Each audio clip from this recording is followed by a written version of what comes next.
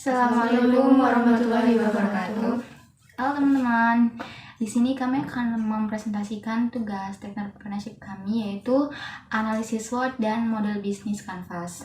Kami mengambil tema atau bisnis, yaitu jasa desain grafis dan jasa pengetikan. Sebelumnya kami akan memperkenalkan diri kami masing-masing. Yang pertama, perkenalkan, nama saya Maulidia dengan NIM 21SA3044. Perkenalkan, nama saya Nurul Kelasana dengan NIM 21SA3055. Perkenalkan, nama saya Vina Pangraita dengan NIM 21SA3020.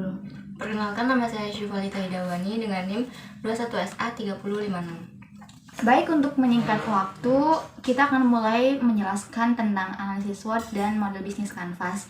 Yang pertama akan dijelaskan oleh Mbak Vina Pangraita. Waktu dan tempat, persilahkan. Analisis SWOT yang pertama ada strength atau kekuatan. Dari bisnis kami mengambil 4 kekuatan. Yang pertama ada banyak peminat. Yang kedua, harga jual relatif terjangkau. Yang ketiga, selalu mengikuti zaman. Yang keempat, mudah dipromosikan. Selanjutnya ada weakness atau kelemahan.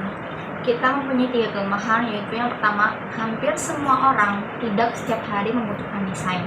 Yang kedua, pelanggan yang tidak tetap. Yang ketiga, memungkinkan human error, yaitu salah ketik atau typo. Kemudian di sini ada opportunities atau peluang dari analisis SWOT, jasa desain grafis dan jasa pengetikan. Yang pertama ada pasarnya luas, kemudian modalnya tidak terlalu besar. Modal utamanya yaitu laptop. Kemudian ada memungkinkan konsumen untuk repeat order. Dan tidak semua orang bisa mengetik dokumen dengan cepat. Selanjutnya ada threats atau ancaman. Di sini dari hasil analisis SWOT kita ada 4 ancaman, yaitu yang pertama banyaknya pesaing, kedua sangat mungkin muncul kompetitor baru dengan harga yang lebih terjangkau atau murah. Yang ketiga, perbedaan selera dengan klien. Yang keempat, banyak aplikasi desain di HP membuat orang bisa mendesain sendiri keinginan mereka. Selanjutnya untuk strategi SO atau strength dan opportunity. Dari bisnis kami mengambil 3 SO, yaitu yang pertama, menambah portofolio di media sosial. Yang kedua, selalu update tren desain grafis. Yang ketiga, dapat memberikan layanan pengetikan jarak jauh. Selanjutnya ada strategi WO. Ada 3, yaitu yang pertama, survei jaringan bisnis yang bisa diajak kerjasama. Yang kedua, meningkatkan skill desainer secara berkala. Dan yang terakhir ada lebih hemat tenaga dan waktu. Kemudian ada strategi ST, yaitu 1, mempertahankan dan memperbaiki desain research and development. Kemudian ada menghasilkan desain yang unik dan kreatif sesuai keinginan konsumen. Kemudian cepat menyelesaikan suatu pesanan. Kemudian ada strategi UET. Yang pertama ada meningkatkan loyalitas. Yang kedua, mengupgrade software dan menambah fasilitas sarana dan prasarana. Yang ketiga, mengurangi kesalahan ketik.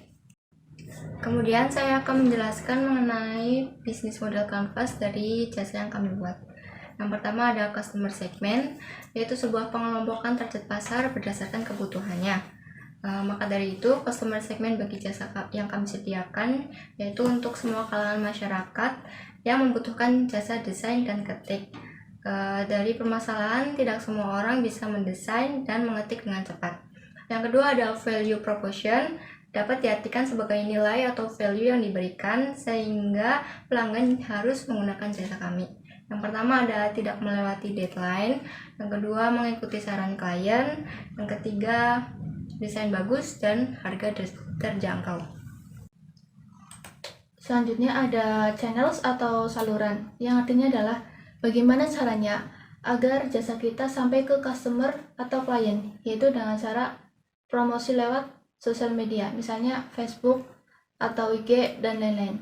Kemudian menambahkan portofolio desain dan diupload ke sosial media juga, agar konsumen atau pelanggan dapat melihat contoh desainnya. Kemudian ada customer relationship atau hubungan dengan konsumen atau klien, yang artinya yaitu bagaimana caranya agar customer loyal dan melakukan repeat order ke jasa kita, yaitu dengan cara kita bisa memberikan diskon pada pembelian kedua, kemudian bisa bertemu langsung dan memberikan desain yang menarik agar pelanggan puas sehingga memungkinkan pelanggan untuk repeat order. Baik, yang kelima itu ada revenue stream atau aliran pendapatan, yaitu bagaimana cara jasa kami menghasilkan uang, apa saja jasa yang kami sediakan. Cara jasa kami menghasilkan uang yaitu diambil dari berdasarkan keuntungan penjualan jasa dari masuknya orderan desain dan jasa pengetikan yang dipromosikan ke semua media sosial. Yang keenam ada key resource, yaitu sumber daya apa saja yang diperlukan agar perusahaan kami dapat berjalan dengan lancar. Yang pertama ada software desain grafis, misalnya CorelDRAW, Photoshop, Canva, dan lain-lain, dan Microsoft Office. Lalu ada internetnya yang bagus, serta spesifikasi laptop atau PC yang memadai untuk desain grafis. Yang selanjutnya ada activity atau aktivitas yang dijalankan, artinya adalah aktivitas apa saja yang dilakukan oleh key resource. Yang pertama, sosial media update. Yang kedua, iklan atau pemasaran. Yang ketiga, promo diskon.